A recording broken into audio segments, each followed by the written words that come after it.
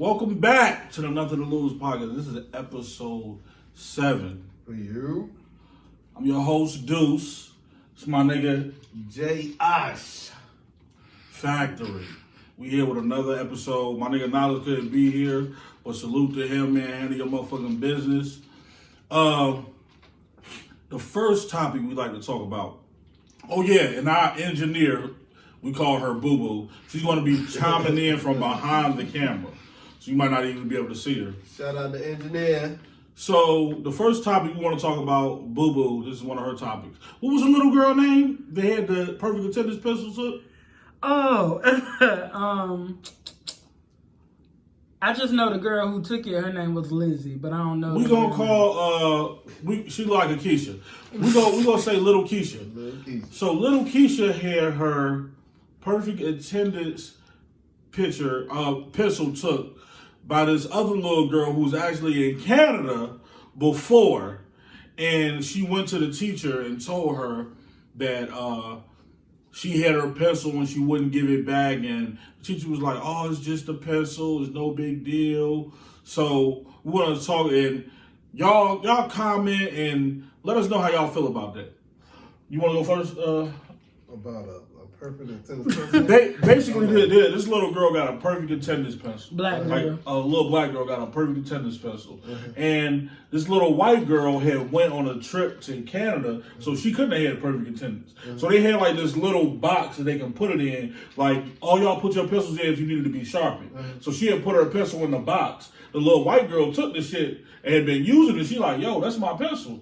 She was like, it was in the box. He was like, "Yeah, I put it in the box so you can get sharpened." So she was like, "Yo, I'll give it back to you during recess." She bucked and never gave it back to her. Well, And then the teacher told her, like, "Yo, it's just a pencil." So she went home and talked to her mom about it. Her mom made this whole video. The shit went viral. So, okay, I know he like, what? I can't say it ain't no big deal because I felt a certain type of way when I went to my little trade school and I was the only nigga with perfect attendance, and a few of them got a perfect attendance award other than me, and I was mad as a mug. I said, "Man, how did they get it?" I even went to school on Martin Luther King Day. Only one other dude had perfect attendance almost as much as I did, and that was the dude who did not go to school on Martin Luther King Day. And I went there on Martin Luther King Day, and he got a perfect attendance award, and a couple other people, I think, but I can't really remember 100%. So I can't say it ain't no big deal, because I kind of felt like that was a big deal too. But shout out to my mans who did that too. we will give you some context on this. My nigga Josh here has a son and who he's raising on his own. So he also had a job while he was doing this. He wound up putting himself through trade school to get this trade. You know what I mean? While handling his business with his son, another job in the household. So for him to have perfect attendance and miss no fucking days and everybody get that award, nigga, that's bullshit. So what I'm gonna say how I feel about it, then we'll let Boo Boo answer it. I feel like this. You shouldn't have the award if it's no fucking big deal. Why give me the pencil?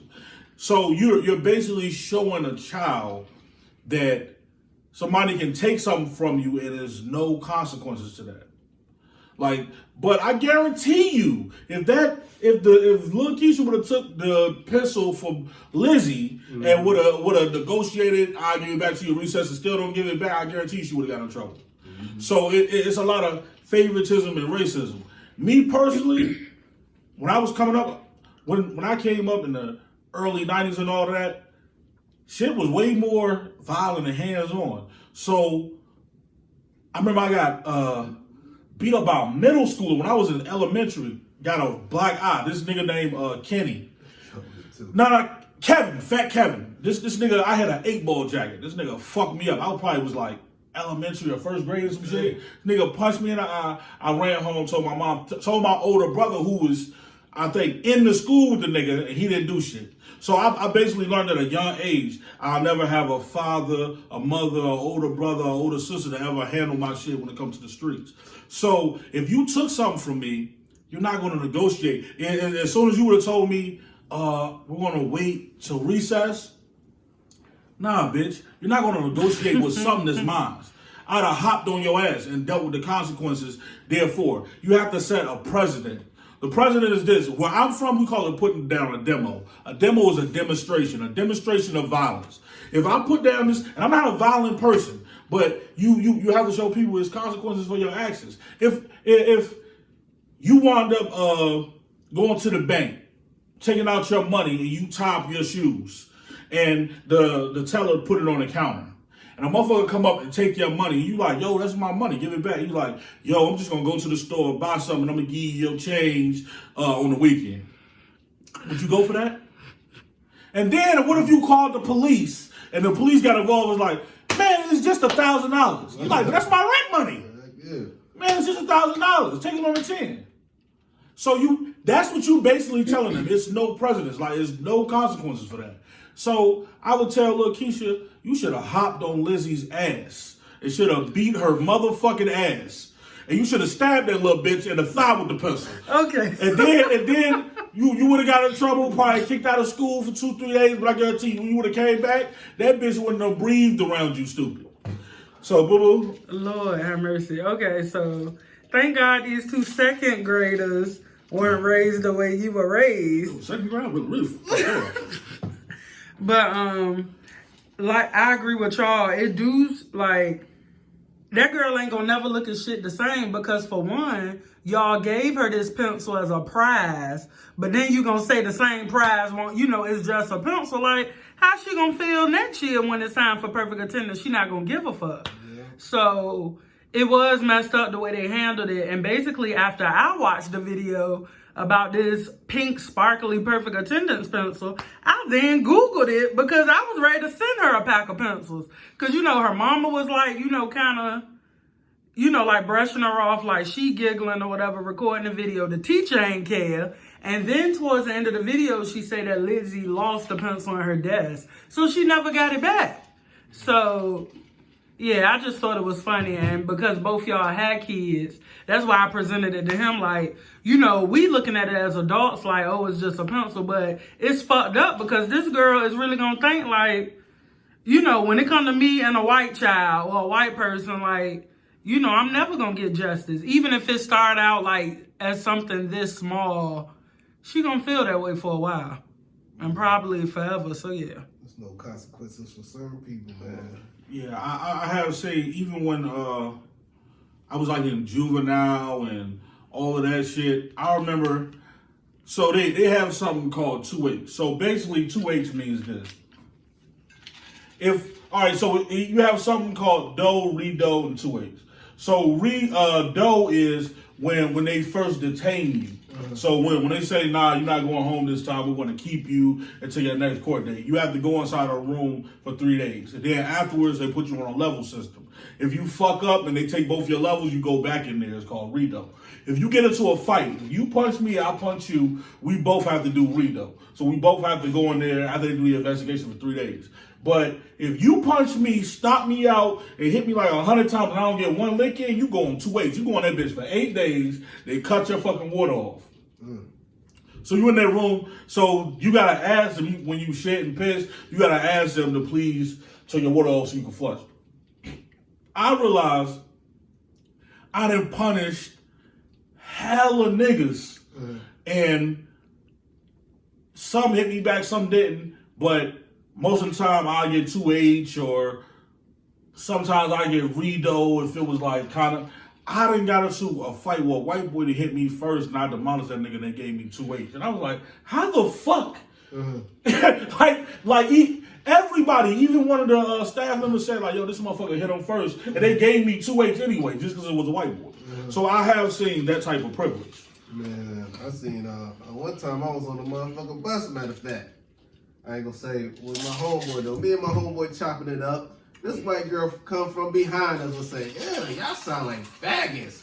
Out of nowhere. We ain't talking, about her or nothing. So we turn around and get on her. Bitch, you goddamn, you sucking dick from your motherfucking, with your ear and all types of shit, man. The bitch started crying though. Anyway, so goddamn, next thing I know, they called me to the office the next day talking about, yeah, come to the office. I'm starting to see the white boy I was on the bus with. He tried to be down and cool with us, but he was up in there telling up a storm about shit that ain't had nothing to do with the whole situation. Telling, I see not. He was telling up a storm. I was like, what the fuck is he telling for? I didn't even think it was even that serious. Then they brought me into the house. Yeah, blah, blah, dad said you did something to her and blah, blah, blah, and all this bullshit. I said, man, I don't know what the fuck she talking about. I said, for real. For one, me and bro was talking. She came from behind us. Then he see and said, y'all sound like fags or some shit. And then after that, we went in on her because she just disrespected us for no reason. But, you know what I'm saying? Long story short, I got kicked off the bus for that shit. She definitely didn't get kicked off. You already know.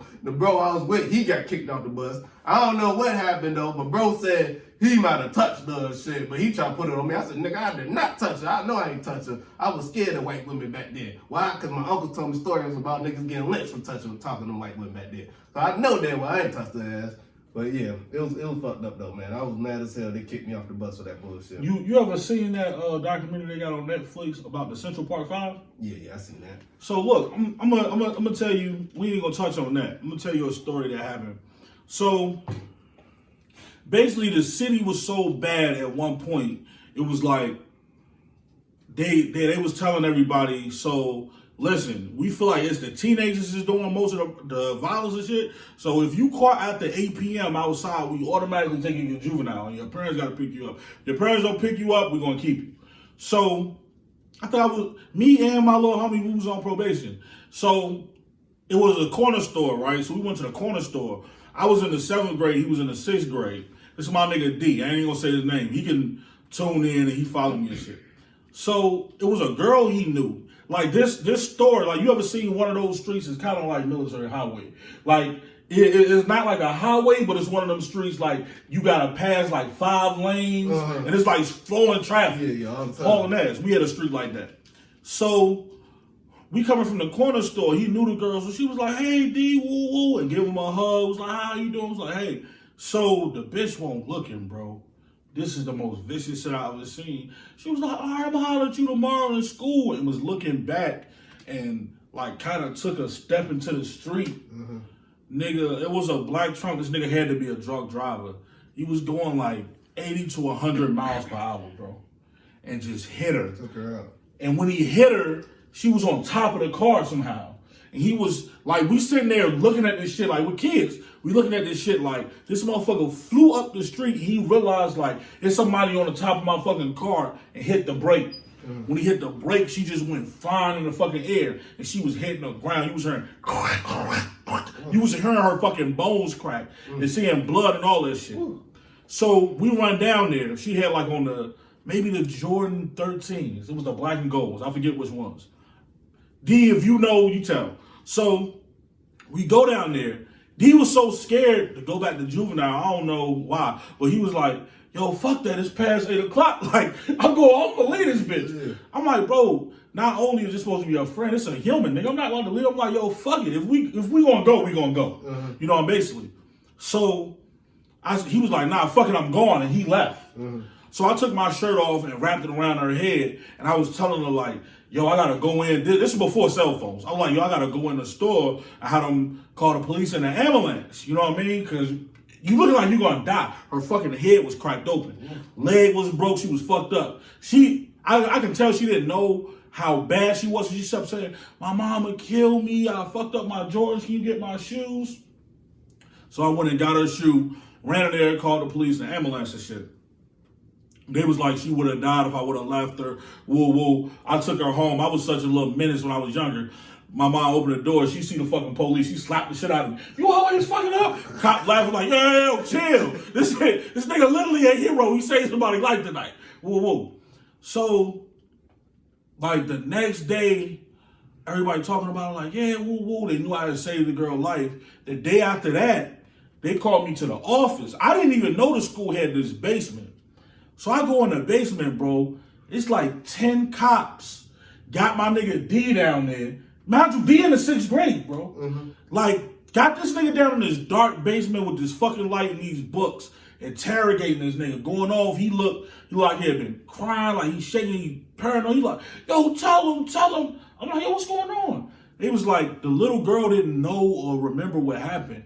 She said, I'm assuming she thought what happened was she hugged him and he was playing with her and pushed her. But he didn't touch her. She jumped in the street on her own. Yeah. Like she wasn't looking. Yeah. So I'm like, bro, he didn't touch her. I'm like, he gave her a hug and she was like, all right. She turned around and waved and walked took like a little leap in the street on some goofy white girl shit and got smacked by a truck. So they had to let him go. But my thought was, you had a child down here interrogating him without his fucking parents or none of that shit. So that shit happens, my nigga. It happens all the time. So that was privilege too, because y'all just took this girl word. You know what I mean? Like 2 days later. Yeah. So you had him down here. Now think about this. What if I wouldn't have stayed too? What if I was scared of going to juvenile? Yeah. You know, we would have been facing an attempted murder charge, bro. Yeah, y'all would have been the last two she saw, and that would have been it. Yeah, and because in her mind, he pushed her. So, what I'm saying to you like this. Sometimes, when it comes to certain things, you got to stand on what's right. Whether the consequences are going to be whatever. Sometimes you just got to man up like, yo, if this the consequences of this is what I believe in. I believe that black and white shit is neither here nor there. I believe white people have a certain hatred towards us. I'm going to defend myself at all costs type of mentality. So if you bring bullshit to me, I'll bring it back to you. But I have enough heart that if I see any person in the street that got hit by a car for no fucking reason, like by a drunk driver or some shit like that, I wouldn't leave you. You feel me? Even if I felt like I would get in trouble too. So I feel like I would have get it. I didn't look at it like she was black and white. This is a fucking person like that. If I was in that situation, I wouldn't want nobody to leave me out with her fucking head was cracked open, bro. So when she kept calling me her older, hey big bro, whoa, whoa. But in my mind, I kind of kept thinking like, yeah, whatever. But I kept thinking like, yo, did this bitch really know that he didn't push her, or did she know? Because I know. I'm pretty sure she had brain trauma.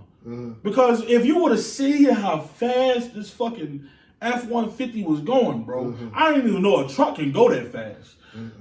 And when he hit her, she went flying on top of the fucking hood, and he hit the brakes, and she went careening in the air, like on some cartoon shit, and hit the ground, and just kept hitting the ground and rolling and shit. So I'm pretty sure that she didn't know. But it was always in my back of my mind, like, yo, did you really know? Like, did you really try to set him up? Because that could have been an attempted murder charge. Was that guy ever charged? The one that hit? No. They had to let him go right there because I was. No. I'm talking about the guy. No, they never was caught him. driving. He was a drunk driver. And the thing was, you could be sitting here and we could be talking. Something like that can happen. Nobody's first instinct is to look at the license plate. Then on top of that, we couldn't look at the license plate because the motherfucker was going so fast and it was nighttime. I just told y'all you. were kids. Yeah, and we was kids and it was nighttime. It was dark outside. And right there was like no really street lights. It was only like a lamppost like far on that corner. So it was like we wasn't expecting that to happen, and he hit her so quick and took her so far down the fucking street. Yeah.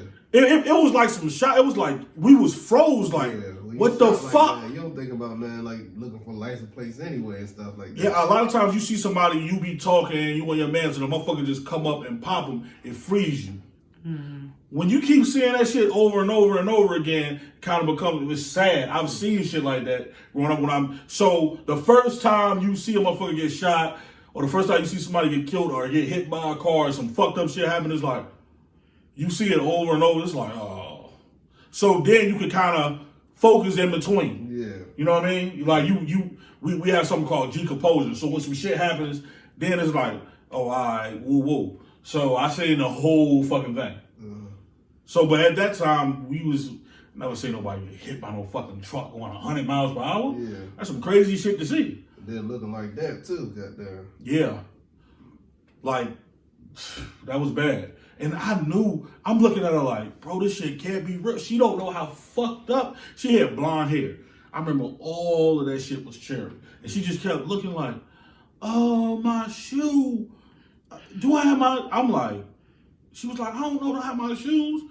I'm like, motherfucker, you lucky you got your life. You just don't know. But I knew better to say, like, yo, your head is cracked, wide the fuck open, like you just got hit by a fucking car. Like I had to take my shirt, like that shirt was burgundy as a bitch. Matter of fact, I ain't gonna talk about a whole bunch of times I say motherfuckers. Like a nigga had a seizure right there at the light rail. Real bad. No, I am. I'm gonna say this, and this is why. I hope you watch it, nigga. Bro, this nigga was gritting on me hard as fuck going to the train, right? So he just kept, I mean, what the fuck wrong with this little nigga? So I'm like, man, I hope I ain't gotta get on, cause like beat him the fuck up. So like later on, my nigga, he started having a violent seizure, like boom, hit his head, all this shit. So we up there, like it's like a button you can press so the police can come and shit. I knew like you can bite your tongue. So he had bit his tongue, bro, and it was like blood. So I had to put my fucking hand in his mouth. I'm not even thinking like, yo, this motherfucker got AIDS or whatever. I just put his head to the side and there was blood coming out. So I'm trying to look for the motherfucking ID because the lady got, on cell phone. Nigga had hella money, 2 iPhones. I could have fucked you over, boy, but I didn't. Not only I put my hand in his mouth, so like he was biting down on my hand hard as shit. Like they came and wound up saving him. Like, oh, he could have died.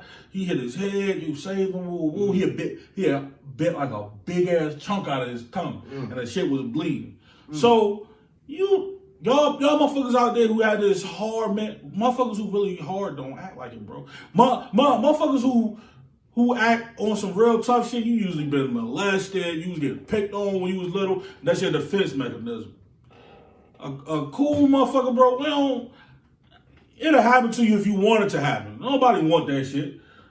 You feel me? But you go around, you never know what can happen. Just like that, you can get hit by a car, you can have a seizure, anything can happen. I'm gonna speak on that though. When I was looking hard and stuff, you know what I'm saying? My neighbor, I came out like it was a new neighbor I had, you know. So just recently, I used to come outside. Hey, what up, bro? He'll never say nothing. You talking about that old man? No. He was like, honestly, like he a big dude though. He a new dude. You ain't never seen him though. Big dude. So I was like, what up, bro?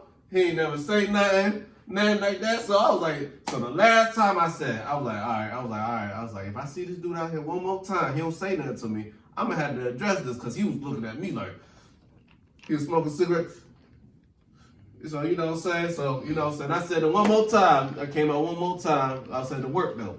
What up, bro? He ain't say nothing. So I said, okay. I grilled him a little bit. I said, wait till I get back. I'm gonna knock on your door. We're gonna figure out what the hell you got a problem with me. Cause a lot of these big motherfuckers, they see a scrawny nigga like me for some reason. They wanna be super tough and wanna act like they the hardest nigga ever. Motherfucker, you do it, bro. Somebody like that. Don't act super tough with a scrawny ass nigga like me. That shit does not get you no points. So that's what I was thinking though. You know what I'm saying? So anyway, I came back from work, knocked on the door. You know what I'm saying? I said, yo, what's up, bro? I said, bro, every time I say what's up to you, bro, you grilling me out like you don't know how to say nothing back. He said, nah, bro, it ain't even nothing like that. I said, what's up? I said, oh, my bad.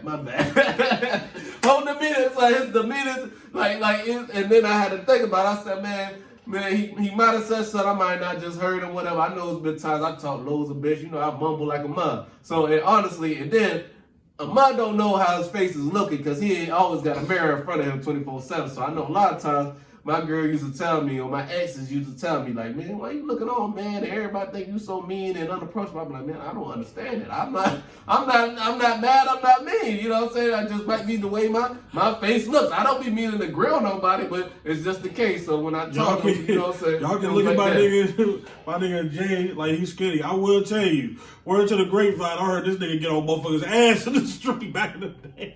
I heard you beat the shit out this nigga. Hey, the homie, hey, so look, now let's do this photography shit, right? This shit is fucking hilarious. So we used to have this one motherfucker. Now, fuck you, bitch. I'm gonna say your name. This nigga named Ray. They used to hang with Knowledge, bro. When I first meet him and shit, I'm thinking like, this my nigga Knowledge, man, so this my man. This nigga kept backbiting and doing a little slick shit. He was one of the niggas who used to just stare and grin on niggas. So we went to Walmart one night. I'm doing that shit to the niggas and shit. Yeah, but did you hear about the niggas who go get on his ass? The Crip niggas. Nah, yeah. Give me the rundown. Oh, this is a good story. I'm ready to hear this shit. All right, so I had just got off work and I'm like, yo, man, let me go see what's up with my nigga Knowledge at the club. So I slide up. So Knowledge like, damn, bro, I forgot fucking paper and ink. So I'm like, man, I got you, Charlie. I got a couple dollars I'm gonna go buy for you so you can handle your business. So me, him, and the nigga Ray, we go to Walmart. In Walmart, it's like, maybe they was about 10 deep, 10 Crip niggas in there. So I guess he was gritting on them the whole time. So we leave out. Niggas come over there pressing a cold line. Hey, cuz, nigga, you got me fucked up, nigga. What you keep looking at and staring at it? Whoa, whoa. So I'm still looking at it like, this my nigga Knowledge, man. So I'm like, hey, nigga, fuck all that, homie. I was like, look, the homie with me. We ain't for that. Go over there with your homeboys, nigga, before I get on you. Nigga, grit. I was like, where we at with it? Nigga walked over there, right? He got scared. Said I was gonna knock him the fuck out. He walked over there. So at first, this was the first incident. Bro, he did it again on Nala's birthday. He gritting on motherfuckers. He did it again and kept doing it.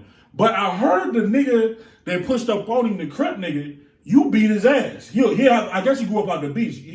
This what Nala told me.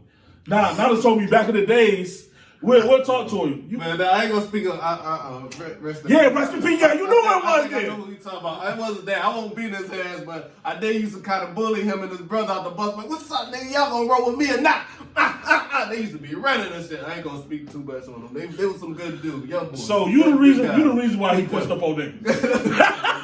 Definitely not that. So basically, rest in peace, little homie, whoever you are. I guess he pushed up on the wrong people. He came up on some niggas that he felt was gritting them and pushed up on them, and they shot him and killed him. This was like a couple years ago, and they left him. We found out about his baby mother. I guess he got like 5 kids. So the homie seen her in the store and was like, yo, what's up, woo, woo? We say, yeah, baby. He was like, yeah, you know he got killed. Rest in peace, though. Rest in peace. So, y'all youngers don't know, man. All of that trying to act tough, gritting niggas, approaching niggas. You never know what a motherfucker got on them. Like, nigga pulled out and shot him and killed him over that shit. I'm saying, man. Yeah, so, definitely, I'm saying, definitely don't be grilling motherfuckers, because I know some motherfuckers just grill you just for that defense mechanism shit, but, if you don't know, that's why I always say, man, just talk to a person first, because that could have been a bad situation when I ran up on my neighbor, and his whole energy was nothing like he was trying to bully or be mean or nothing like that, you know what I'm saying? It was just probably like he don't know how his face was looking type shit. Because I know I be having that same girl on my face sometimes and shit. Shit, nigga pushed up on me like that one time. Matter of fact, I was a young boy. I was with my homeboy. Nigga said, hey, nigga, you always keep looking at me like you mad or some shit. All my niggas something, oh, no, he good people. He good people. I was just looking like, damn, bro, I ain't even know I'm looking at that nigga like that. I was like, damn. I didn't think it was that serious. But yeah, sometimes it's like that though, man. You don't want to be known what you looking like, man. So, the majority of black men is raised by a single mother. So y'all have, I was raised by a single mother. We have a lot of feminine tendencies, like whether you know it or not. But I was one of them people to where I was on the block at a young age, so I was around like a lot of homies. They was like, nah, you can't do this, you can't, like telling me the ins and outs. So when I see other shit, I try to school, some of these young niggas don't listen no way, but I try to school some of the young homies like, yo man, don't handle it like this, handle it like that. So put it to you like this, whatever you promoting, and you promoting it hard, and that energy you putting out there is gonna come back to you. If you putting on some nigga, this motherfucking the fuck you looking at, nigga? That energy gonna come back to you. If you, hey, what up with it? I'm a cool nigga. Oh, he cool. That's gonna come back to you. If you put on some clown, oh, I'm funny. I tell my homeboy this shit too. You keep funning and laughing with niggas gonna take you as a joke. I joke and kid and have fun with my niggas I fuck with, my familiar. You feel me? I don't joke and play with everybody. My mama said if you play with a dog, it'll lick you right in your fucking mouth. So you ain't gonna play with me a certain type of way. If my people play with me, that's understandable. You know what I mean? If you put on some I'm gonna get money type, the money can come to you. You play, I'm out here trying to get some pussy, the pussy can come to you. So it's bad shit, it's good shit. Portray that type of energy that you want coming back to you. Yeah, that's Stop trying to portray a whole bunch of negative. Yeah, heck yeah, these videos will get you fucked over, boy. Don't do all that negative shit, man, because bro, we all know, everybody knows how the game goes, man. You're gonna get locked up, fucked up, killed. Man, ain't nobody want that shit at the end of the day. None of us. Yeah, and speaking about the energy, we gonna talk about somebody who had a cool ass energy, but he was a pure fuckboy. This is the last story I'm gonna talk about of the Savers. Man, shout out to my nigga Michael Harden, man. Crucial. I used to always do this shit. My nigga, Crucial. My Hooterville niggas. Hey, so look, I'm skipping school, man. One time, so it's funny, me and my nigga MH, right? We used to always be in the juvenile hall at the same time. We actually wound up going to boys' school at the same time, all this shit, right? So this one time we in his hood, so it was this white dude who used to work in the juvenile. The nigga was a cop, and he was like, the sheriff motherfucker used to put like eviction notices on people's door. Bro, he slid through Hooterville one day, and he slapped the eviction notice on this motherfucker's door. The homies was outside, and they was getting on, man, let's kill this motherfucker. Ooh. I'm like, oh shit. I'm like, hey, the nigga just doing his job, bro. So, nah. So I'm telling Mike, because this is Mike people, this is her. I'm like, man, tell these motherfuckers get this nigga a pass, bro. Hey, man, get a nigga a pass. Man, hold on, I'm gonna talk about my nigga Mike. I love you, Bob. I miss you, boy. Hey, man, get a nigga a pass. That shit crucial. I miss you, Mike. You know you my nigga. So, me and Mike actually walked the nigga out of the hood, bro. We can't make this shit up. So probably like a month later, we wound up both getting locked up, right? And we was in the hallway going to chow. And the nigga Mike had whispered and told me something. The same nigga who he wound up being like the officer. The nigga wound up saying, oh, we got a recommended level loss, 1 to 2, 2 to 3. Now he said 3 to 2, 2 to 1, 1 to 0, 0 to read though. And he said it twice. I'm like, yo, who the fuck you just sent to the hole? And he said it twice. It was us. We literally saved this nigga from getting murked on the block. And he sent us to the hole for talking in the hallway. I cannot make it up, my nigga. Me and him was in the me and him was in the hole, my nigga, like, oh shit. We talking like, yo, bro, we literally saved this nigga ass. And that's some fuck shit he did, bro. So, but his energy, the energy he used to put out was on some cool shit. He never was on no angry shit. So, you talking about the cop? Yeah, the cop nigga. That's why we wound up giving him a pass. Motherfuckers kill cops, so they're like it ain't shit. But I'm like, man, this nigga just trying to feed his family, throwing the eviction, like the bitch ain't pay her rent. So he put an eviction notice up there. Y'all gonna blow his motherfucking brains out? Like, man, let's fuck this nigga over. Ooh. My nigga Mike, nah, that's crucial. Let him live. What up, Mike? That's wild, man. Hey, we gonna go to the next topic, man. We gonna talk about the GAYLE King situation. So, have you seen it? You know I seen it, man. So, what's your thoughts? Like I said, man, there's agents in our community, man, and I think the agents right now is you got not just black women bashing black men, but you got a lot of black men bashing black women too, man. And these agents is out here trying to divide us. This is like what Willie Lynch say. He said, divide the man from the woman. So, man, don't let none of y'all weak minds get out here and start listening to these agents in our community and start thinking, oh, I'm going to hate all black women because of that. I'm going to hate all black men because of this. You know what I'm saying? Don't be a weak-minded individual, man. Just know all this shit is an agenda, and they are definitely pushing it on us. That's all I got to say about that. I'm going to put it to you like this. When it come to pushing a cold line on the enemy, I ain't got no remorse for you. Like, if you've been brought out, you know what I mean? If you're black, white, whatever, and they have an agenda to vilify us and make us seem like monsters, especially like black women get it, black men, we really got it, bro. We get it real bad. So I put it to you like this. Once we identify you as the enemy, you gotta be treated as such. Even this niggas too, Al Sharpton. We found out that you was a snitch for the FBI or whatever. Get on him. Yeah, you was a snitch for the FBI. It's a few of y'all. I believe it though. I believe it. When y'all see him in the streets, it ain't all love. Get on him. This ain't no call to violence, but call him on his bullshit. I feel like this. A lot of people won't stand up and just say what's right is right.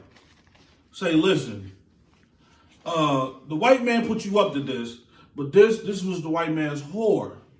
Because the woman Kobe was accused of raping was a whore.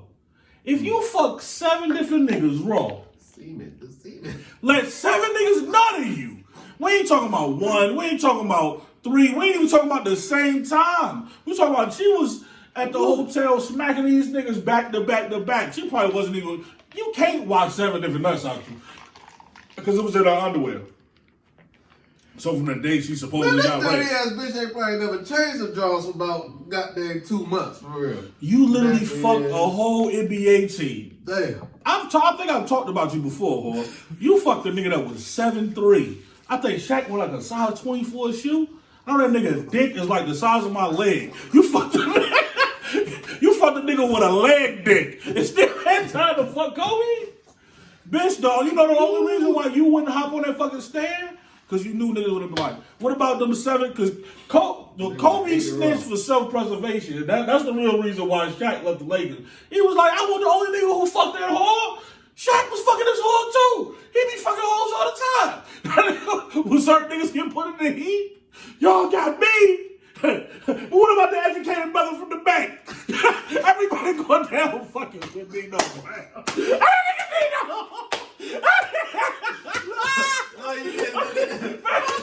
Yeah, I wish I remember that nigga name with the movie, because I know Beatles said, I'll take the 2 Kingpins under Cash Money Brotherhood. I never liked you anyway, you pretty motherfucker. Oh my God.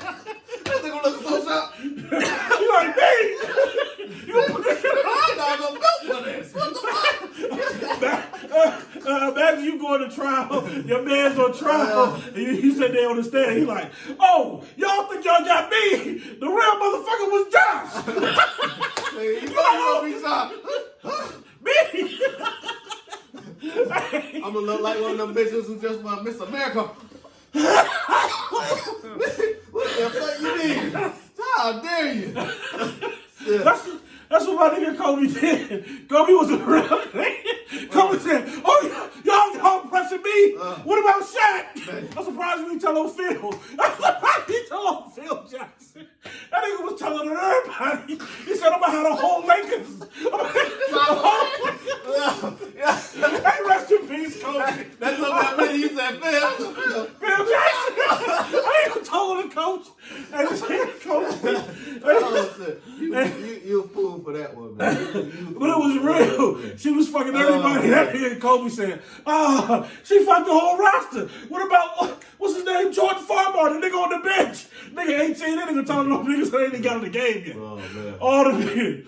But bro, so it's like, I'd have came to a real. I'd have been like, listen, he was accused of rape by a motherfucker that was trying to extort him. So, somebody who's trying to extort you, for real, the same people that's employing you, that's telling you to do this, probably the same motherfuckers that coerce her to try to put the rape case on them. But who the fuck really gonna cop? They probably thought Kobe young. They really want to see where your mind at. Because when a motherfucker don't have a lawyer, you know, you don't know because you ain't been through this shit. But the public defender, we call them public defenders. They come in there, you know what the first thing they say? What? So, we want you to go ahead and plead guilty and take this time. Now, they don't try to see if you did it. They don't try to, them motherfuckers don't ask, so Mr. Woo-Woo, so we want you to take this plea. And it's like, motherfucker, I ain't even do this shit. They not thinking about that. They're not trying to sit up there in court and fight for you because they got 1,000 cases. It's 1 million police lockup motherfuckers who don't have money all the time. So, they have a system to where the public defender has a stack of cases this tall. A lot of times you'll see the public defender send one person out, bring another one in, like a motherfucker you in a cell with. It might be 50 of y'all. All y'all might have the same public defender. Yeah. So this motherfucker just wants you to plead guilty. They're trying to get in and out of court. So you couldn't do that with a motherfucker like Kobe Bryant. He got a real lawyer. He got real money to fight it. So everybody else probably gave a 1,500, maybe 800 or something to get the pussy. Nigga, Kobe was like, bitch, you should be just fucking me because I'm Kobe. He not knowing he great. He ain't your boy. Shaq should have kept, hey, listen, Kobe. Slide aside, huh? Listen, mama. So, you my boy. Let me tell you. Just pay the little bitch, a little 1,500, and it'll be okay. I know you don't want to because you're the cold stir, and you'll drop 81 on the motherfucker as well. But just go ahead so it won't be no problems. Shaq ain't do that. Shaq probably was laid up with another bitch. So, it's one of the things, man. It is what it is, man. Like, but you can't put that on that man's legacy. Don't ever do Shaq voice like that again. Listen, It was pretty good. I need to work on free throws. Salute to the big homie Shaq, man. I'll fuck with you heavy. My nigga Diesel. But you know what? People are really mad at Gayle King and Oprah because y'all vilifying black men again and again. You tried to do it with Michael Jackson. That bullshit case. Russell Simmons. You did it with R. Kelly. R. Kelly was guilty as a motherfucker, though. Yeah. We don't talk about Kelly. Yeah, so, but it's like, you won't do it to Harvey Weinstein. You won't do it to Trump. You won't do it to a motherfucker that can really put some fire in their ass. Because, niggas ain't got no power like that. Yeah. You know motherfuckers in Trump cabinet won't testify against him. He the real Nino. Nigga, you gonna tell on who? Yeah. You gonna this nigga just smacked them charges. I called it before he did it on some real John Gotti shit. I was like, bro, he gonna beat them impeachment charges. You know what? Somebody told me this a long time ago. And when they told me, I didn't believe them, but I started seeing it. What's you say? They told me, like, look, matter of fact, the first time I heard it was Wu-Tang. Wu-Tang said everything ain't everything. Reality, I keep my minds on everything, because everything that we see ain't reality, they're just illusions. A lot of the times, they'll put shit out there that's an illusion. So they already have the beginning, the middle, and the end, and they do it for a purpose. Mm-hmm. So he was like, basically, bro, all of this shit is theater. Uh-huh.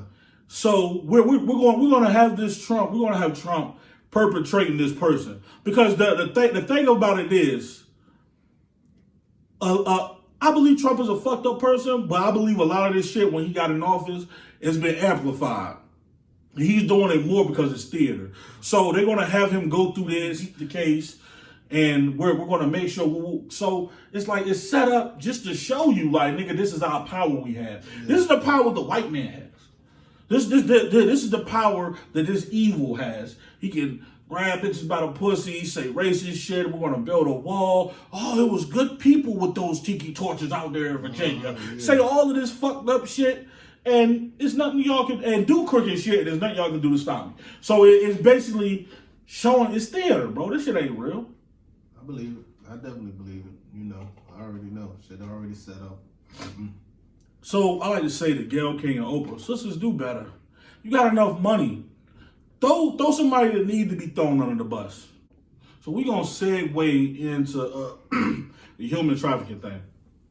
So human trafficking, like, do you think it's the government harvesting organs, kidnapping these little black girls, or do you think it's a plot to only try to put chips inside of us in the mark of the beast?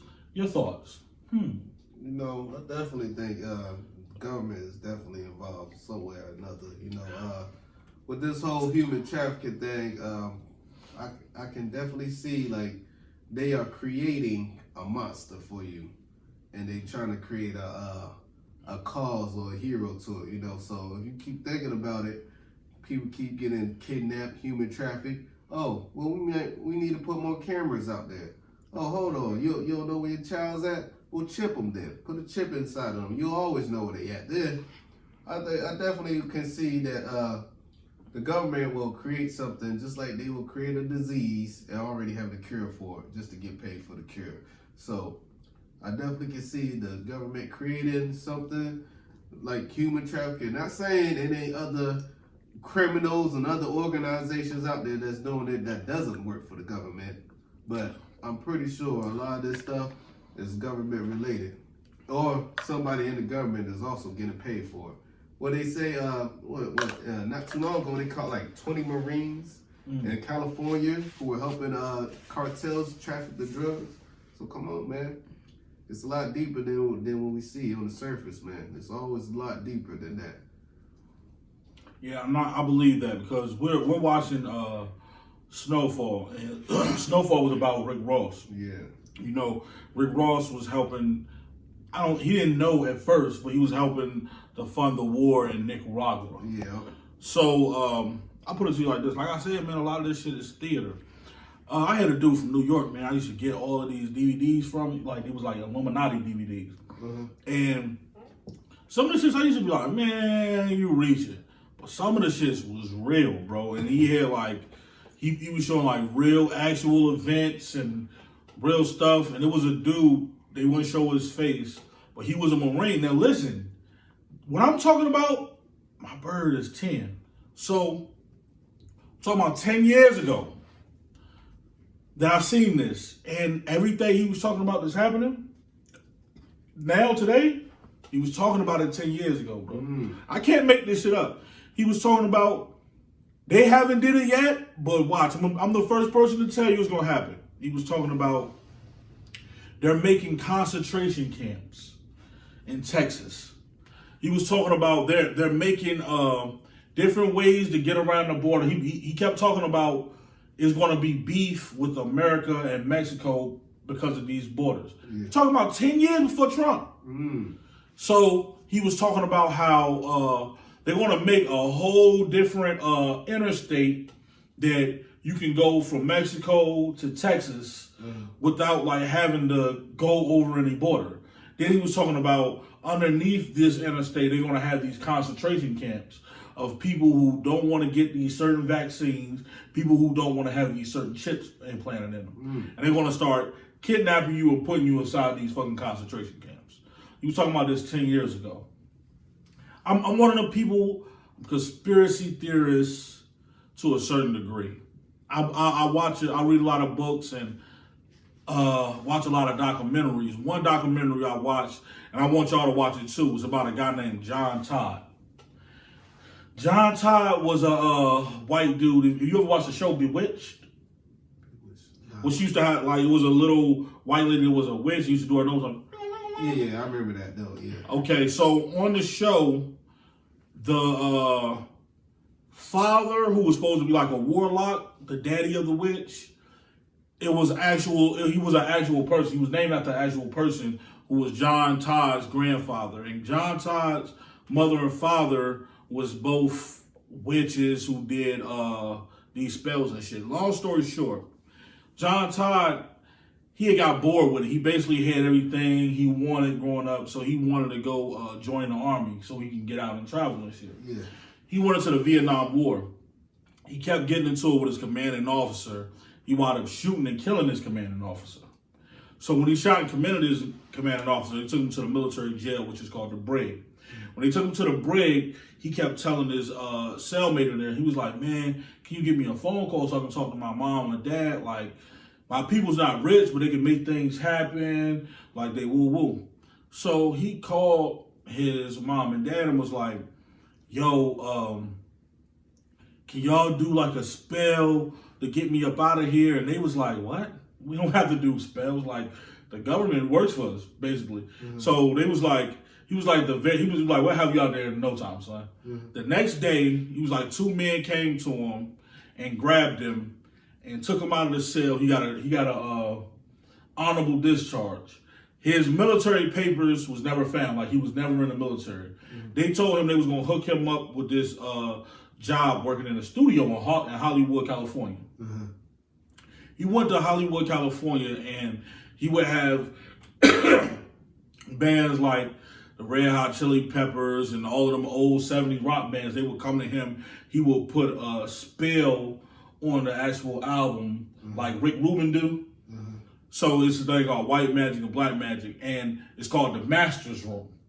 So that's why they be like, where's my masters? And so they would go in there and put a spell on it. So afterwards, like when you hear it, it's a little spell. Like, you ever heard something, you're like, man, this shit is trash, but you hear it over and over again. Then you find yourself, oh, it's that Soldier Boy, huh? Or whatever. Not saying so, but long story short, basically he kept doing this and he had government officials that came to have him pray over these documents, and they would just give him money. And so he was walking down the street one day, and a dude was like, Todd, man, I know you tired. God knows you tired. Dude ain't know from a can of paint. He like, what? He was like, look, man, stop all the evil stuff and just come home with me. He was like, God wants your soul. He said you worshiping the wrong master. Like, you worshiping Satan, but he's a defeated foe. So he was like, man, fuck out of here. Then he started walking. Then he turned back around and was going to tell dude a piece of his mind, but dude had disappeared. He was walking a couple days later. The same dude approached him, said woo woo. So he was like, man, just come to the church with me, Todd. Todd went to the church, and he would start preaching, but this nigga was telling names. And you can go YouTube it. He was talking about, oh, Senator such and such was woo woo, and the people were like, oh shit, you got senators into this evil shit? So the first time, like, he started getting bigger and bigger and bigger and bigger.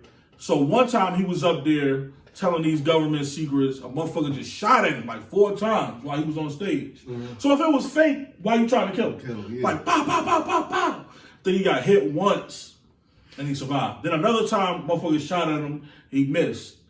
Last time they shot at him, they killed him.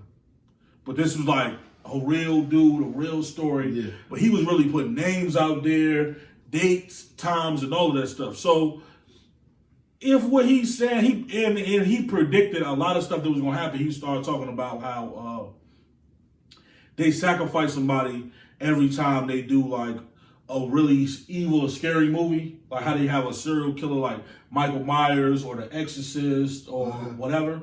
So he was like, it was going to be June 6, 1966, that when they was going to start having pushing all of these really evil movies. And that's when the era of horror and all that shit started getting real big. And he was like, he said, anytime you can go in the credits, it's always going to be somebody in the credits that's going to die. And he started talking about movies that was going to show how like this stuff really is. I think the original Exorcist, no, it's called Rosemary's Baby. I'm going to talk about this and then we're going to go on to something else. Okay. Rosemary's Baby was about this nigga who he was a famous Hollywood actor, but he kept not having, and I ain't even seen the whole movie, but he kept having like spouts where he couldn't have like a real good movie. He needed that next hit. So they kept telling him like, yo, we want you to have sex with this woman. She's going to have this baby. You're never going to see it. This was like the evil people, like the Illuminati. So he was like, all right, man, whatever you want. You already gave me all this power, whatever. This is like a movie from the 60s, bro. So he had sex with the lady. They never had the baby in the hospital, so the baby don't have a birth certificate, none of this shit. This is Rosemary's Baby. So the baby just be doing all this evil shit, killing, and just all of this other shit. So my thing is this. You know how much it costs to make a fucking movie? Why would y'all, if it wasn't some truth, or if you didn't have some, how can I say, if you didn't have some motive, or if you didn't have some plan, or something that you was trying to show, why would you take all the time, effort, and money into making this shit? How is that entertaining to you? They actually, like, not to sound racist, but they brought this shit into the world, bro. Like, before that, you wasn't having movies about, who makes a movie about a motherfucker just running around murdering hundreds of people, like with a knife, and being like you in the mirror and a motherfucker just popping out the shower, or like just killing and gore and sex and violence. Like, in our core of black people, man, we come from love. We've been Europeanized by them. Even homosexuality, that's some European shit. Like, that's Rome, and they been pushing that agenda so hard on the babies. When I was growing up, man, if you see, like, this ain't being homophobic. Even, like, I told my girl, if I seen a man and a woman, like, kissing, looking like they about to fuck, a motherfucker be like, man, get a room. You know what I mean? Like, it's kids out here. Like, it's certain stuff, the children, man, they're getting so smart because it's nothing to hide. They seeing dick and pussy and everything's way more vulgar. Like you can talk to a kid, yo, that's 5 years old. Yo, what you know about sex? Oh, I know. Like back in the days, like if you see the movie, what you know about getting a girl pregnant? What Trey say? I know if I stick my finger in her, 9 months later a baby come out. And he laughed. Mm-hmm. He didn't explain it to him all the way. Ask one of these kids nowadays.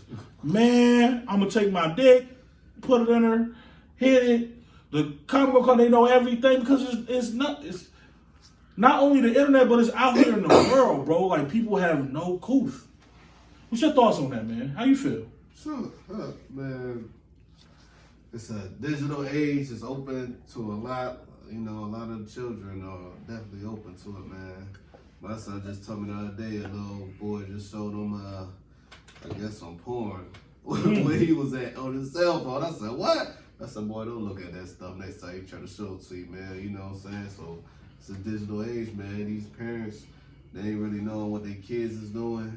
So, man, we gotta step on. We gotta step up. All of us gotta step up. You know what I'm saying, including myself, because I don't know sometimes what my son doing on the cell phone when I give it to him for a little bit, but he definitely ain't had the cell phone for a while now. So you know, go into his history, follow him, track his every move. Yeah. Watch him while he sleeps. It's matter of fact, it's apps you can do that too. It's apps you can do that when you can track. You just go into your regular history. No, I'm talking about apps though. You can do all that stuff where you can check it, where you can block it for stuff too. I ain't know about all that stuff, but yeah, it's numerous apps you can do things like that. And the craziest thing about it though, they got these challenges now that people are targeting kids with, where they challenge them. I think it was like a 52 challenge they called it, and they just keep giving them different challenges. Eventually, they start hurting themselves, and next thing you know, the last 52 challenge they do is they kill themselves,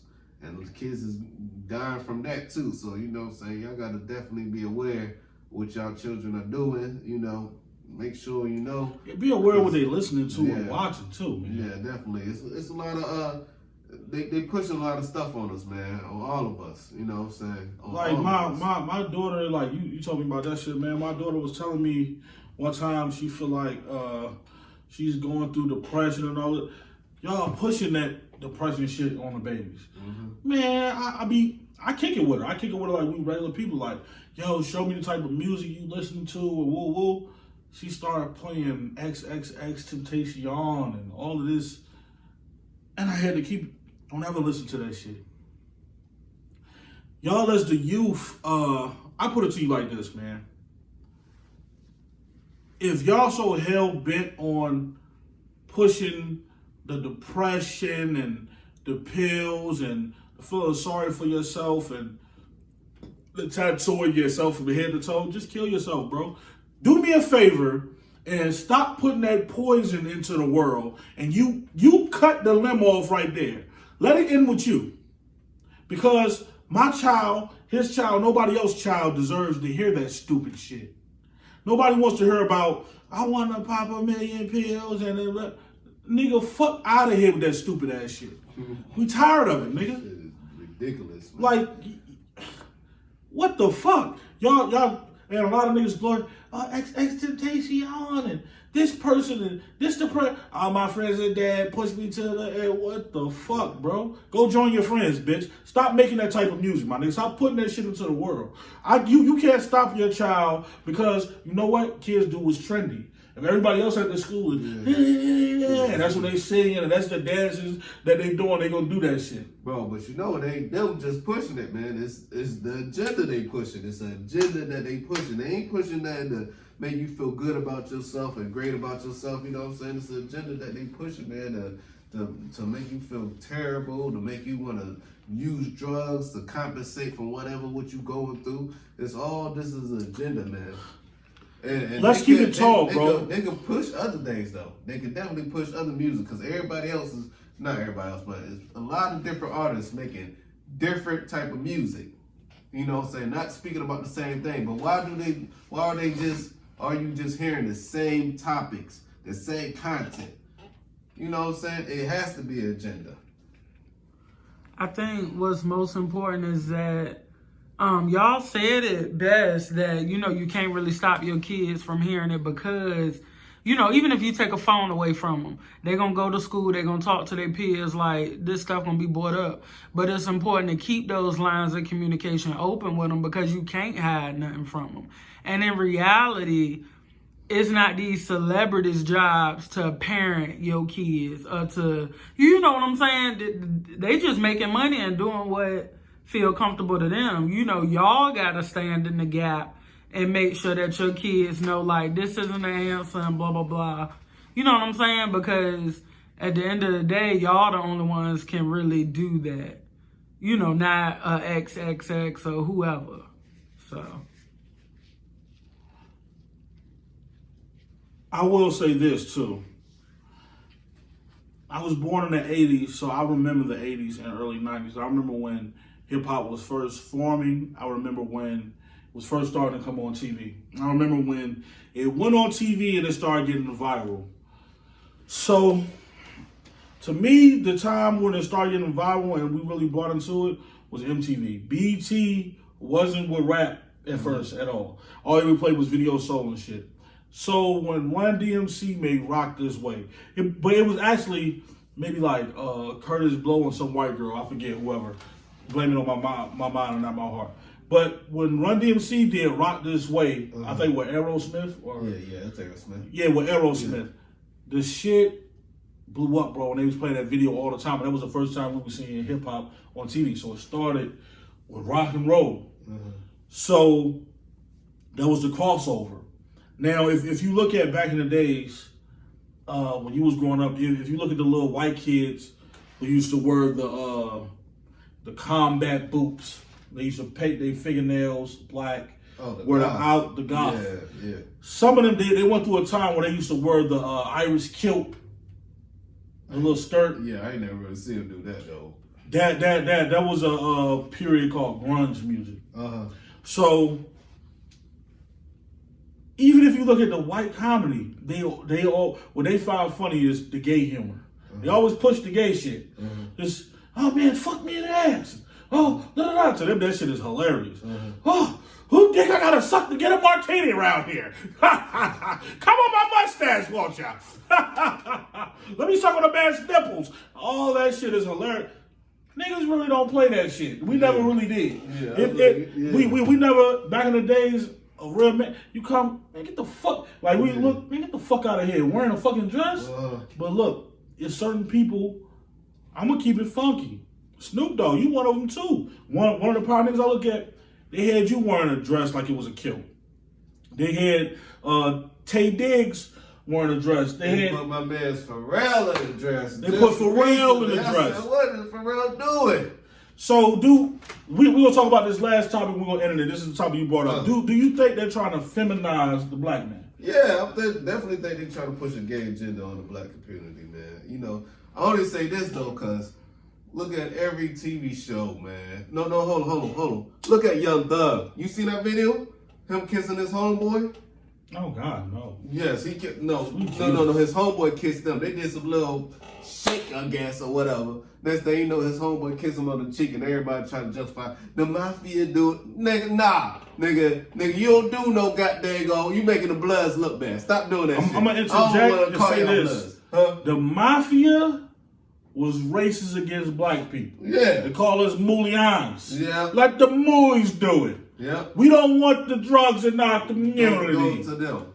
Tony, let the Mulies do it. Yeah. Like, you're a nigga.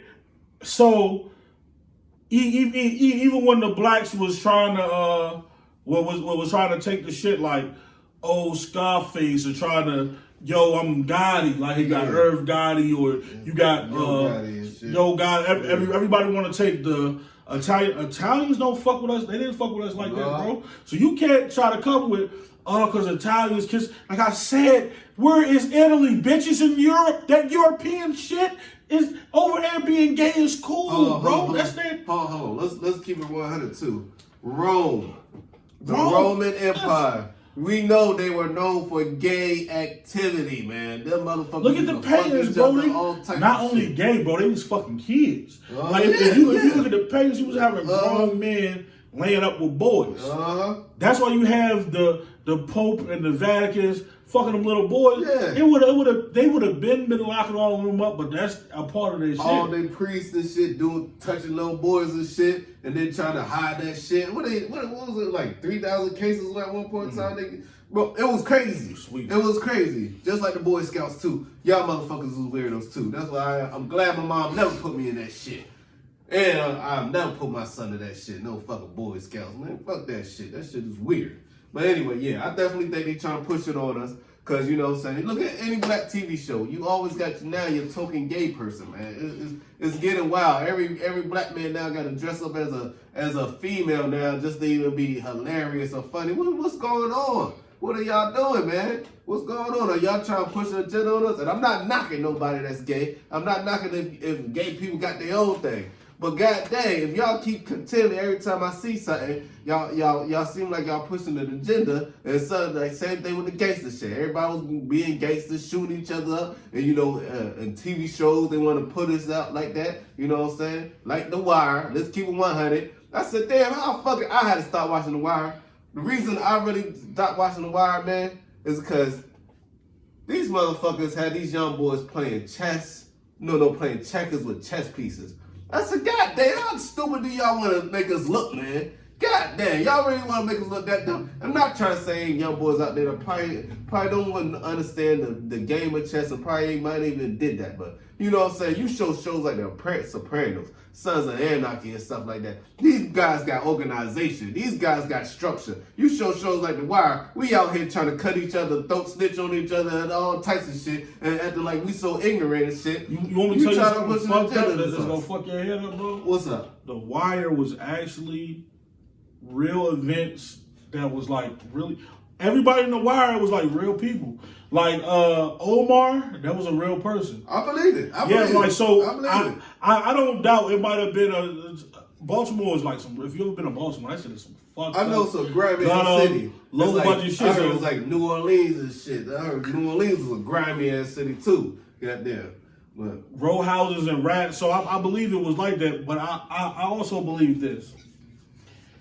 Let's say these motherfuckers know, okay, they had an agenda to not have the father in the home.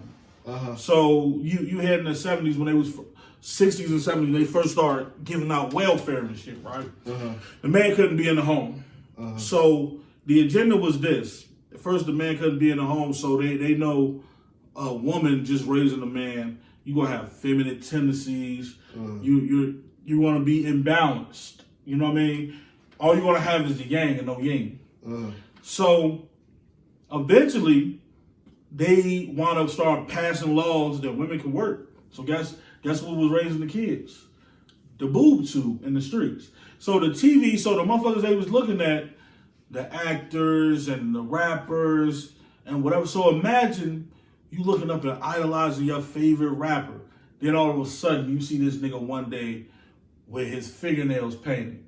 Like Riley from the Boondocks. Gangstalicious. The Gangstalicious episode. Yeah. So first Gangstalicious had his fingernails painted. Oh no, that's what Gangstalicious do, man. He real. Yeah. Then if y'all remember, y'all old school like me, y'all remember when the girls used to have the shorts that was a skirt. Uh-huh. So they would have like a skirt in the front and the shorts in the back. Yeah, they had that shit on that shit too. Gangstalicious had a pair of them. And this was the Boondocks. Aaron McCorder was showing you what was coming. Then all of a sudden he was like, nah, man, this is my man bag. It was a purse. Uh-huh. Oh, yeah. Yeah. What happened? The same rappers. They got the man bag. They got the man bag. Supposedly. They got the purse. Uh-huh. They wearing big ass earrings. Wearing the dresses. Oh. Lips glistening, the lip gloss, the fingernails. Oh, don't forget the lip piercings. The lip piercings. Oh man, I said, what the fuck is going on, man? So let's say I ain't gonna keep staying on Snoop. I ain't gonna ride him like that. Let's say Young Thug is your favorite rapper. Nothing against Young Thug. Let's say Young Thug for a minute he came out. Now let's say Lil Wayne. Lil Wayne is better. So at first you looking at, damn, Lil Wayne 17. I'm 17. You coming up. Lil Wayne, white tees, Jabos, Reeds, straight back braids. Yeah. Lil Thug nigga. Uh-huh. Straight off the block. Dirty nigga like you. He's from the block like you. You like, bro, I can afford a white tee that's $7. I can afford some Jabos that's $49. I can afford some shirts, some soldieries that those shit was like $29.99. The headband was $1. My nigga, this is a $100 outfit. I can afford this. Lil Wayne is me. They did it. They did it in an agenda in a way so that he could relate to you. He can relate to you. Yeah. Then after he kept relating to you, then it was like, oh, he slid on with the skinny jeans, the skater shits. Then from the skinny jeans, he got the lip pierce. Then he got the lip gloss on. Now he got the black. Oh, don't forget he started kissing baby too, man. Kissing baby in the mouth. I think that was like the start for real. Once they kissed baby, then it started going crazy after that. So I put it to you like this, man. It's still, they have a long standing agenda. We as black people, man, we so focused on money. We feel like motherfucker got money. Oh, what? No matter if Weezy sucked 100 dicks and kissed a man in the mouth. He got more money than you. That's he young moolah. That's some shit. I bet he got more money than you though. Nigga, y'all don't got principles? So you'll suck dick for $100 million? I wouldn't. Let me keep it honest for people who not from the streets. All gangs have a certain guideline they have to follow. In your head, because you don't, like a lot of people, you never been to the Mecca where gangs started at. You never been to Chicago. You never been to Chicago. California. You never been to California. Mm-hmm. So, and we're going to talk about the states that's near those. So you have certain states that's around California. So you never been to New Mexico. You never been to Colorado. You never been to Washington. And in Chicago, you never been to Indiana. You never been to St. Louis. You never been to Detroit, Michigan. All of those states. So all of those states around those states is where the original gangs eventually, we got 100 warrants, let's run to Indiana. We started to set there. So we set down these guidelines. So we have places that's way in New York, places that's way in New Orleans, places that's there. Atlanta. So it's crazy, bro. I've been up there. You're getting these second and third hand rules. And y'all just started gang banging in what, 05, 06. And you had Bloods that was wearing the red rag on the left side. Then I'm gonna put it to you like this. The politics go like this. Let's say as soon as you get locked up, they're gonna tell you, the police gonna tell you this. If you're a gang member, let us know. If you have gang tattoos on you, and if you're a Blood, and we put you in the Crip module, we can't stop what's going to happen to you. So you need to let us know. I'm from 5'9" Brim. I'm a Blood. I'm on Blood for 5'9" Brim. Okay, cool. We're going to put you in the Blood module. So let's say it's 23 Mexicans, 23 white people. It might be 14 Bloods in this module. So everybody has their own gang politics. When you come in, the person who running the gang module, what's up, homie?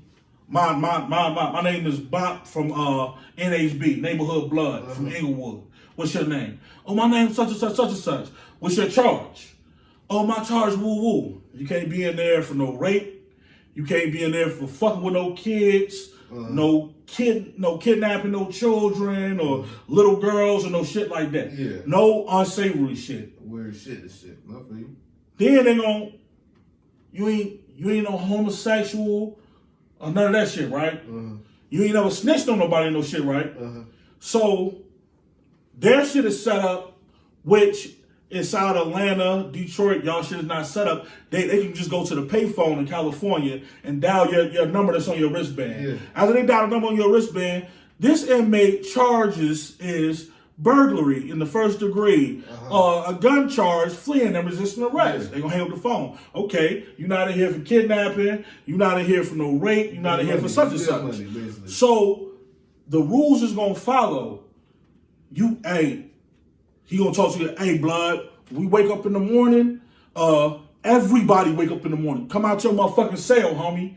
So you gonna come out I don't give a fuck if you tired. 5 o'clock in the morning, come out yourself. You don't wanna eat, sat there. We all look out for each other. Make sure y'all go to the thing. We gonna When it come to exercise, we all gonna exercise. Yeah, right. We all gonna get out. If you come in there, I'm from neighborhood Pyro. Okay. Blood, what's that shit on your fingernails, blood? I painted my shit, nigga, like Wayne. Is that a hole on your lip you got shot? Nah, that's an earring, nigga. I had a girlfriend and a boyfriend. The blood homie gonna say, all right, he gonna laugh. Stay right there, blood. We got you. He gonna tell, hey, blood, this nigga out here, a homosexual, my nigga. Got the fingernails painted, the lip earring.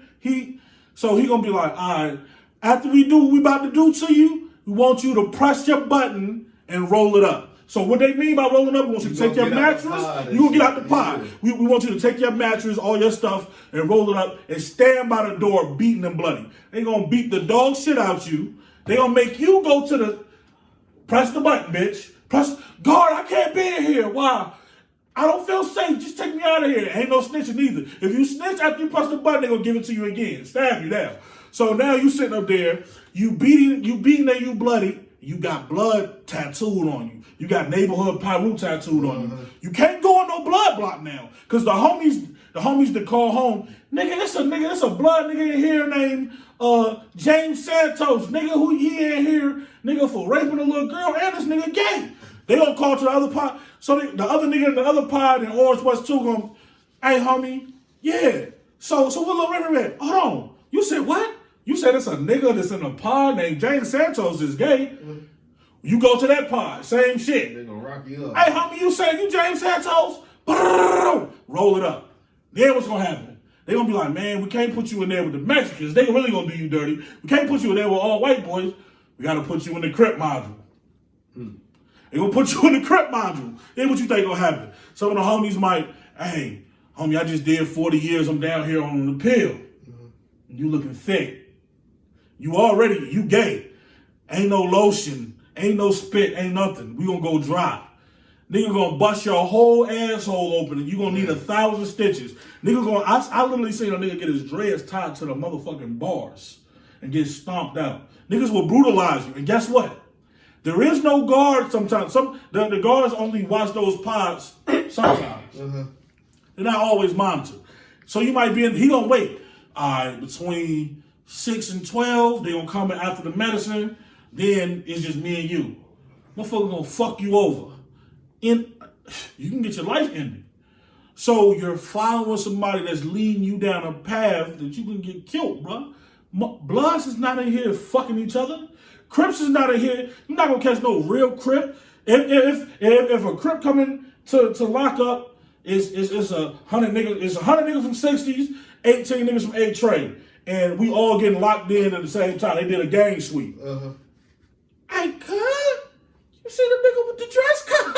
Cuz, you see the nigga with the dress? Cuz, you see that nigga with the dress? Yeah. Cuz, I'm gonna punish nigga on neighborhood. I'm gonna punish a nigga on the train. I'm gonna punish this nigga. Cuz, who the fuck this nigga think he is, cuz? Yeah. You doing all of that spicy, flamboyant shit. When you get around real men, my nigga, they gonna take it out on your ass. Cuz they have rules. And those rules, your money can't buy you out of that. So when Lil Wayne went to New York, they kind of, this moolah woo. You had to PC it up instantly. When real niggas like Nipsey Hussle was going to the county jail, nigga, he in general population with the lows. Yeah. When real niggas like Sebo and real niggas are really pushing the line, he going to Gen Pop. He good. Niggas going, man, you one of my favorite rap. All he gonna hear is 100 times, man, let me rap for you, homie. Let me rap for you, homie, all like day. Styles P, nigga. Styles P, Jada. You know So what you standing on, bro? It has a lot of niggas who you know is wrong, and you have people who stand on shit that's bold enough. You have to be like, if you slipped up, let's say you drunk, you hit a fucked up, like you don't even know what the fuck happened, and then, or you did some drugs, you did some gay shit. It's like, damn, man, I fucked up. That shit'll never happen again. Woo, woo. But if you like, damn, man, this is who I want to be, you can't try to tie that shit into the streets. The reason why you can't try to tie that shit into the streets is because the streets don't love nobody, bro. I just told you, I watched a motherfucker hit a little girl at 100 miles per hour and keep it pushing. Yeah. The streets is grimy. So when you try to tie it into the streets, you gonna see. They gonna get on you, homie. So I'm gonna put it to you like this. Stop trying to be this person, that person. Really sit down and get a piece of paper and a pen and write down your goals, what you want to be. Write down all your strengths and all your weaknesses. And find out what you can do that can make you happy, not make you money. What I see myself doing that I can make a change in this world, that I'm either going to build or destroy. So I want to build something. Don't try to be like this, because you see these people now. Look at Lil Wayne now, with all that lean and all them drugs. Bro, he looking bad. Nigga like a stepped on roach. Bro looking bad, man. I feel bad for the dude. And a lot of them, what was the other boy who the feds was coming, so he popped 15 pills and killed himself on the plane? Oh, you Juice WRLD. Juice WRLD. God damn. Man, y'all little homies is, cuz you literally was that scared of going to jail and prison with all that money that you popped all of them fucking pills and you thought you was gonna survive that? That's sad, man. It ain't worth it. Definitely ain't worth it. So we like to thank y'all for tuning in, man, and really don't think we being homophobic. If you're a gay man, stand on it. Don't try to tie it into those street shit. Please don't. Yeah, don't try to adopt a sexual preference because your favorite rapper did it. That's what I'm saying. Nigga, if I seen Tupac kissing niggas, I might be like, well, this album fire, but goddamn. You know you lose a little bit of respect for that nigga. That's how it was when Young Buck got caught up with that tranny. I said, not my nigga Buck. No, I ain't listened to one of his songs since then. I ain't gonna lie. Because it hurts, man. Yeah. And it's like, damn, why would I consider Buck a real one? And it's one of those things you want to be like, man, say it ain't so, cuz. And there'd be a lot of niggas be getting caught like that. Weirdos. They weird on the low. I don't know if it's the industry or what. And there's a lot of niggas out here, too, that ain't even in nothing. In no industry, ain't got shit, but these trannies be exposing them. I seen on Facebook one time that the tranny exposed a list of Portsmouth niggas. I said, what the fuck? I said, my goodness.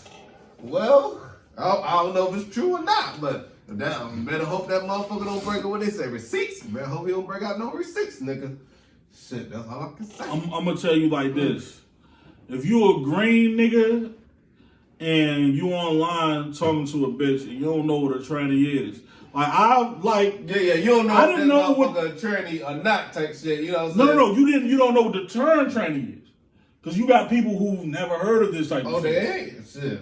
So I put it to you like that. I had a time where I'm like, what the fuck? Or because they might not put tranny, they might put TS. Yeah, TS. I'm like, the fuck, bitch, you terror squad?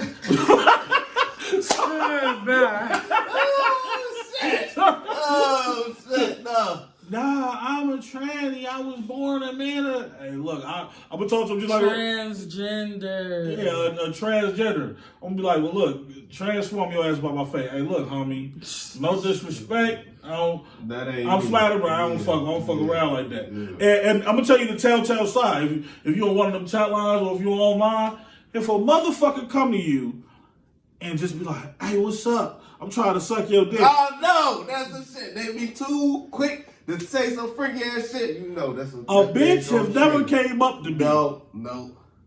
It was too easy. I've been here 30 plus years. A bitch have but look. If a bitch said, it's always, God damn, I want to suck. How much money you get? Yeah, that ain't true. She wants something on back. I'll be like, hold on, what's she catch here? Doing it for free. Yeah, motherfucker just run around here just sucking dick. Never. I had one time, I used to work at a pizza place. I used to get off like 1 o'clock in the morning. I walk home, my phone was like, God damn, you looking good, what you out here this morning? I'm just getting off work. Damn, you want some pussy? I was like, what's the catch? I just needed a ride to Ocean View. I remember you All right, come on. I'm gonna strap up. I had to think about it. I was like, you in here. The motherfucker told me, it ain't no catch. Oh, bitch, you got eggs. Oh, bitch, there's something wrong with that shit. You gonna rob my house? Something. It's gonna have to be an agenda. You know why? Why do you think that is? We're gonna end it off this topic. Why do you think it's always an agenda with the pussy when it comes with the pussy? With a woman. Man, you know, options. They have options, man. And when you got all them options, man, you gotta set them standards, man. That's what I call them. I think it's this. I think what women look for from men, they view us different than how we view them. So they know their prized possession that we trying to get is some pussy. They know that from us, they want love, companionship, a motherfucker to listen to them, laugh with them, build with them. Yeah. They want to have kids and woo. But because a female can love you before she has sex with you. Yeah. A nigga can't even like you before you get the pussy. Nigga ain't thinking about no relationship until you get that pussy. That is 100. That is 100. But no. Let me say this, man. No, hold on. I had that one female though. She offered me to cash at me some money. She used to talk to me. Even when my conversation was dull, she would talk to me and shit. She said, man, you know what I'm saying? One time I had to take my son to the hospital. She came pick me up and all that shit. So I ain't gonna lie, it was one woman out there. A lot of y'all ain't built like that though. A lot of y'all ain't built like that. She had an agenda. Yeah. She probably was like, yo, this nigga's a single father. He out here, he got his own business. I don't think she had no agenda, man. I don't know if she had an agenda, but either her friend was like, she was a good woman. She was definitely good. Her friend was like, you ain't heard about Josh with the long stroke? Like, he be putting his leg up. It was something word got out. I know that. Hell no. I know that. She was a good girl though. She hit me up first too, everything. Talked to me, chopped it up. I'm telling you, she was a decent lady, man. And she was one of the only women I ever wanted to be with. And it wasn't even on no sexual tip at first. I ain't never even tried to have sex with her because I didn't want to lose her. That's how real it was with her. Like, yo, I don't want to even talk to her about no sex. I want her to think I'm like none of these other niggas because I could tell she was so different from other females. There was one woman out there that has shown me that, all right, you know, don't get it wrong. I did want to have sex with her, but if I had sex with her, it'd been the first time ever I would have popped one of them gas station pills to show her the motherfucking time of her life. I was not going to risk that shit at all. I'm telling you, I would have beat my meat about 3 times to make sure I don't bust quicker than that. I was going to motherfucking tell her ass she was going to be in the time of her life. Well, what happened? She some other nigga done probably got her and shit because she started slowing down, talking, calling me up and all that shit. It hurt my heart. I was like, oh man, I knew a nigga was gonna snatch me. Why you ain't hit her up first? Huh? Why you ain't hit her? Oh no. Well, I met her on it was a app that basically it was a Bumble app, and the Bumble app, if you know anything about it, the females gotta hit you up first. So you know what I'm saying? She hit me up first. Chopped it up with me. But you never got her number? Like, no, I got her number. We used to talk like every day, for real. She was a good girl, man. Good girl. I ain't never tried to push up on her. She used to go on dates with me and stuff. I was like, look, man, I'm not going nowhere with you unless I'm 100%. I mean, I got to get my shit cut. I got to buy me a new outfit. I want to be like that. That. You know what I'm saying? A lot of women don't understand this though, man. But if you can put a nigga on his shit like that and he ain't never even had sex with you and he don't want to even push that sex thing on you cause he understand that you was so different, so special, man, you was something special, man. You know what I'm saying? I haven't ran into any other women like that though. If she watching this now, what you got to say to her? Man, you know who you are. I ain't gonna put your name out there. You probably already married a nigga prior, then might you up 20 different times. But you know, you beautiful woman. You know what I'm saying? Hit me up when you got the chance. Shit. Shout out to her. Yeah. Hey, y'all ever watch that show on MTV? They had a little skit. They be like, lowered expectations.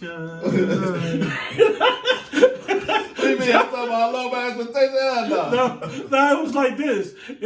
Okay, so Mad TV, they had this skit where they would be like, it it would be like a fucked up person. They'll be giving like a dating ad. So they'll pop on the screen and they'll say some shit. They'll be like, my name is such and such. So if you want to hit me, pick up the phone, dial the number, and then hit 5581. So it'll be like a retarded person, or it'll be like this person. So it's basically like misconnections. So you just did a misconnection. So if you want to hit Josh, right here in the comments, put your IG, or if old boy ain't snatched you up yet. Nah, you already know who he is. Definitely hit me up, but all y'all basic chicks, I'm good, man. You know what I'm saying? Shit, I know y'all ain't gonna compare to her, man. But maybe I might find somebody even better than her. Who knows? So, but yeah. I'm single. Shit. I got a question. I'm gonna end it on this, and maybe Boo Boo can answer me this too. Have you ever noticed, like, so you could have a chick that you used to fuck with, and y'all ended off on a good note, and you can hit her up again, or she'll hit you up again and it'll be cool. You ever had a chick, you ended off on a fucked up note, like y'all was fighting, like you did some fucked up horrible shit to this bitch, but she did some fucked up horrible shit to you, and when this motherfucker hit you up, you like, but God, like the sex was crazy though, right? But you hit the motherfucker up, and instead of like, yo, talking about like, hey, like it'll be cool, you be like, yeah, you remember when woo? They'll always keep bringing up the old shit you did. I had one at that time, but nah, she don't hit me up no more, because I done cussed her the fuck out. I say, yeah, she ain't never gonna hit me. It's like, bitch, you want to get back to me so you can get revenge? You be saying that too? Yeah. Yo, because it's what? I lie to you now. It's one like that. And I'm like, yo, this bitch hit me up. That was crazy, son. But I will still had that butterfly in my stomach. Like, this bitch might set me up and get jumped, beat up, killed. You know what I'm saying? Like, yo, this is one like that. I give you that one. Hell yeah. Damn. You gotta treat them like a op. You gotta be like, well, nigga, just find me in the streets then, nigga. Don't try to... if you ever had like some real beef with a nigga, and nigga he'll do some shit like one of your pictures and start following you or something. Oh, shit. And then you'll be like, well, nigga, see me in the streets, nigga. I don't give a fuck. This is where I'm at. Ain't shit changed, nigga. My gun ain't go warm. I'll fuck you off. I look at the bitch like the same way. Like, bitch, what are you trying to get revenge? Why do you keep bringing this shit up? Because we can't move forward. Like, I'm not gonna, like, do you really think I'm gonna fix this problem, bitch? Big facts. Yeah. Like, whatever I did back then, I'm gonna do it times 10 now. Okay. Why do you think that is, Boo Boo? I'm afraid I can't relate. I don't know. So, Boo Boo is a good girl. She haven't been with that many men, and she really started dating, in college? Mm-hmm. Yeah, so Boo Boo didn't even start. Okay. Some people will call you a late bloomer. You know what I'm saying? Yeah. Which is good. You haven't seen that many dicks. It brings value, though. It brings value definitely to you, man. I know some bitches from middle school that was getting thrashed. Young girls. And they used to be proud of it, too, man. They used to be your brother can still want to fight me, but he don't really want to. I'll fuck that nigga up and he know it's cracking. Denise. From middle school. Hey, Denise, you remember this? I hope you see this too, bitch. Look at me like I knew it. Denise, from middle school. Nigga, I know this. Brother, don't fight me. Hey, look, this bitch Denise pulled out my. You know how you get your first chin hair? My nigga, I had a chin hair and I was showing everybody at school like, hey, yo, look. She said, oh, let me see. She grabbed that shit and yanked it out my fucking face, bro. Yeah. I was mad at her. I hate you, Denise. Fuck you, bitch. Hey, so look, she used to walk around and be like, nah, fuck, I don't even care about you like that. Because you was a funny bitch. She used to be like, oh, yeah, I'm going to remain. Because she was like, this motherfucker had a crazy body, bro. And this bitch, she used to always be like, yeah, I'm going to be a virgin. I'm going to be a virgin all my life until I'm 18 and woo-woo. So I get knocked off, do a little 10 months, come back. Yeah, this bitch got a baby. So I'm like, God damn, she got a baby like going in the 8th grade. So I boom, get knocked off, do some time, come back. Man, this bitch got like 3 more kids. Damn. And the nigga that was knocking her off was 21. So bitch, she was like 13 getting fucked by a 21-year-old. And he was skeeting all up in you. So there's bitches like that been seeing dick before they even had fucking 20 periods. You ain't even had 20 periods. They bouncing dicks off your forehead. Damn. Young girls, man. Sorry, Denise. Fuck, hey, Denise, I know you probably still getting dicks bounced off your forehead. Because old boy ain't stayed with you. Now, you in your early 30s, probably late 20s, and you got a lot of niggas bouncing dicks off your forehead. You probably the neighborhood bop. Yeah, you gotta move out of state now. You already done moved out of state. Let's keep it 100. Your brother was telling niggas I was robbing banks. He was lying. And he didn't know that I was right there when he was calling home from jail and was talking all that shit he was gonna do to me. And if you a real nigga, you would say this. You was I see that nigga do something. I'm gonna fuck him up. I'm listening on cell phone. This gonna show you how fake your homies is. Our homies is. Cause them niggas faked in a bitch. They put all that shit on speakerphone, nigga, and I had got out. You ain't know. Yo, when I see that nigga, I come home, I'm gonna do woo woo. My nigga, I seen this nigga. And if you remember back in the day, you sound like Blockbuster. There's some shit called Video Update. Yeah. I'm in there with my mama. So I see the nigga. Oh, what's up, hood? Nah, fuck all that. What's up, nigga? What's up, nigga? What's all that shit you was talking? Nigga, it ain't nothing like that. My right hand to God, nigga. You ain't want no motherfucking funk. The only time you wanted funk when you was on the back block, 17 deep, and the only reason why I ain't get on your ass because the homie had a gun and he was gonna pop you, nigga. And I ain't want you to get popped in front of your mama house because you still from the set. But when we was in that motherfucking store, what was cracking then? I would have fucked you up in front of your mother, nigga, and in front of my mother. And your sister's a whore. Alright, so anything else tonight? And I still catch y'all face. Y'all And you told niggas I was robbing banks, you lying ass nigga, because you seen a young nigga around there getting like a fucking hog. Yeah. I was the only nigga in the hood getting fly as fuck, nigga. My mom was driving a brand new truck and shit. Yeah, you ain't like that, did you? Hurt your little funky ass heart, didn't you? And down in front of this motherfucker's grave, still living and laughing. And you niggas still hating. Yeah. But look, we gonna end this show. It was another Nothing to Lose podcast. This is the most hated. Deuce. Like, dislike. I want the dislikes too. You feel me? Because look, if we got 1,000 likes, all you niggas ain't like it. Because shit that's real, niggas don't like it. You niggas like fake bubbly shit. This shit right here, nigga, this shit is uncut, pure, raw. You feel me? So it ain't for everybody. Let's get it. This right here, that line is gonna bust your nose. I can't feel my face type code. You feel me? So we signing out. What you gotta say, John? Hey, y'all already know, man. Stay positive, man. Oh, let me do one more thing, man. Since it's Black History Month, to my beautiful black women, we love you, we adore you, we here to protect you. Please don't listen to all the agents of bullshit. And y'all know my history. I done had my mom pass away, my sister passed away, so I ain't never gonna bash black women and have them looking crazy in the grave and shit. So you know what I'm saying? I love y'all. You know what I'm saying? And I'm probably gonna do one next for some of the kings and the children out there too. You know what I'm saying? But since it's Black History Month, I'm gonna definitely uplift our queens first. Shout out to y'all. We love y'all. And for Black History Month, I want y'all to go support other black podcasts. Definitely. And black businesses. My nigga Freeze Love, he one of the funniest. And I holler at Freeze all the time. He hilarious. Corey Holcomb, just go there 5. Corey Holcomb, 5150 show. That shit fire. What's Gillian them? $1 million worth of game. $1 million worth of game. Wallow, you a legend. Wallow was the best. I give it that. Wallow be getting more passes than a motherfucker. Wallow. No, I can't. I ain't gonna go into that dude. My nigga, how you doing? Wallow, how you doing dub, bro? At least doing 20 years, you supposed to have a fight a year.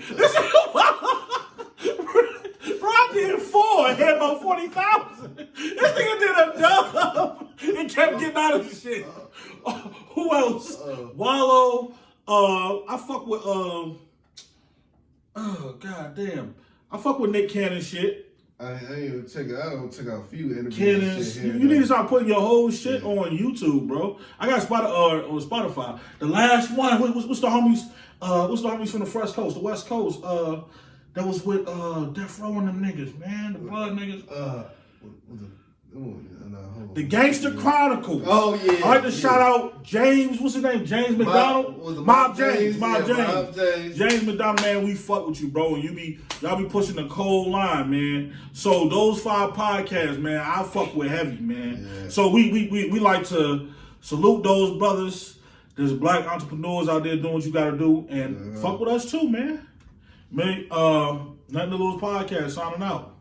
If you don't like it, eat a dick, nigga.